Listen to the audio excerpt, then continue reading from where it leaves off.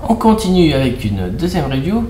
Alors cette fois-ci, je vais introduire des plus petits cubes. Alors, je vais vous montrer la comparaison tout de suite.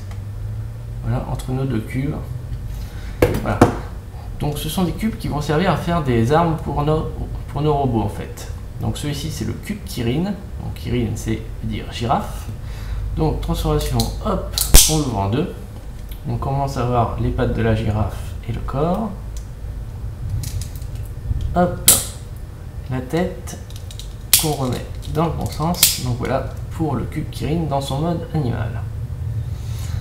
Alors c'est pareil au niveau du nom. Pour les cubes numérotés, on utilisera le mot anglais de l'animal, eagle, shark, lion. Alors pour nos mini cubes comme ceci, on utilisera le mot japonais. Donc ici c'est pas le cube girafe mais le cube Kirin. Alors pour le transformer en mode arme, hop, on soulève la tête de la girafe, on a une magnifique poignée et donc je vais le mettre comme ceci. Donc voici notre Zhuoking et son Kirin Bazooka. Voilà, donc très sympathique. En plus, ces mini cubes sont pas très chers puisque le prix de base c'est 900 yens. C'est donc assez petit pour un mecha. Voilà. Donc, voilà pour notre girafe. On va continuer maintenant avec les cubes numérotés et on va commencer avec le cube numéro 4. Alors, cube numéro 4, Zhuo Elephant et son cube éléphant. Et alors, contrairement à ce qu'on peut penser, c'est pas un ranger noir, mais c'est un ranger vert. Donc voilà. On peut voir à l'arrière justement que c'est assez vert. Mais c'est vrai que du coup la face numérotée est noire, ce qui est un peu étrange. Donc assez intéressant puisqu'on voit déjà la tête de l'animal qui est dessinée sur l'arête du cube. Donc on va soulever. En dessous, on va récupérer la trompe de l'éléphant. Et pour finir, vous pouvez voir qu'au niveau du dessus, il y a un énorme trou là. Et en fait, c'est qu'on va pivoter une grosse partie, comme ceci, pour combler le trou. Et donc on a nos pattes avant de l'éléphant et nos pattes arrière. Donc voilà, transformation assez originale pour celui-ci. Hein. Donc le cube éléphant. Alors, je vais tout de suite le retransformer en mode cube, puisque voilà, pour se combiner avec notre Zhuoking, ça ne va pas être un élément supplémentaire, mais un élément de remplacement. Donc ici, vous pouvez voir que c'est des jambes. Alors je pourrais très bien le mettre au milieu, mais c'est vrai que ça n'aurait aucun intérêt. Donc, alors je vais refaire la cérémonie, hein, c'est-à-dire empiler nos cubes. Voilà, donc je remplace juste notre cube numéro 3. Là, cube numéro 4. Hop, transformation. Et hop. Voilà. Alors même particularité que le lion, c'est-à-dire qu'il y a un petit élément qui va servir à clipser l'épée. Vous voyez là, hop, si je lâche, ça tient. Voilà. Alors, quelque chose qui m'a peut-être un petit peu déçu, c'est vrai que dans ce genre de série, quand on a des éléments qui viennent en remplacement d'un autre, c'est qu'on s'attend à quelque chose de très visuel. Et là, c'est vrai que bon, voilà, on a des nouvelles jambes, elles sont peut-être un petit peu plus grosses, mais voilà, ça s'arrête là. Donc voilà, il faut savoir que l'élément va symboliser quelque chose de lourd et bon, peut-être qu'il va servir à écraser nos ennemis. Alors, voilà.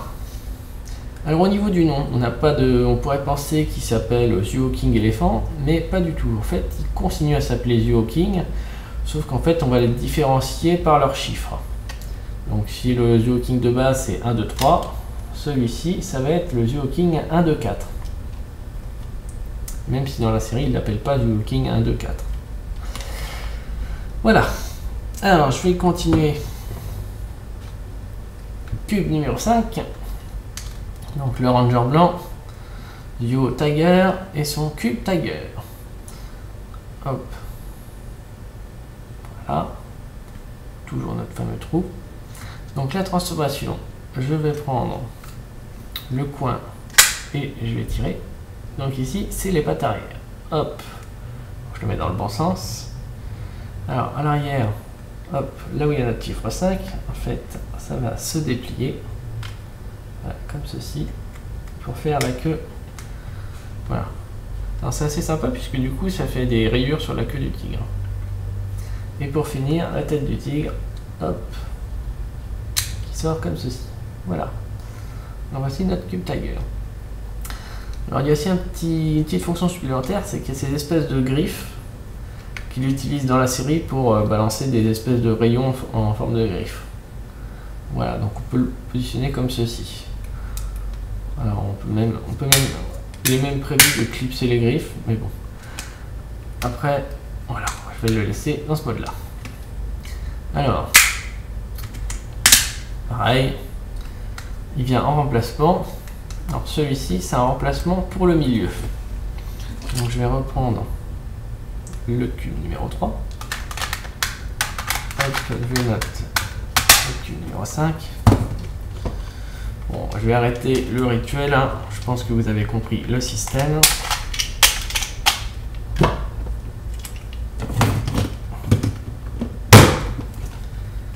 Hop. Et voilà, donc Duo King et celui-ci, c'est 1, 5, 3. Voilà. Attends, je sais pas si... Ah, tiens, chose un peu marrante, c'est qu'on peut mettre la tête du robot dans l'autre sens. Voilà, donc celui-ci du coup, alors il est un peu plus visuel puisque là du coup au niveau des genoux, voilà, on a des griffes. Donc au moins celui-ci apporte un réel plus par rapport au Cube Shark. Voilà. Et donc, on n'a pas tout à fait fini puisqu'il va nous rester une dernière combinaison à faire en utilisant l'éléphant.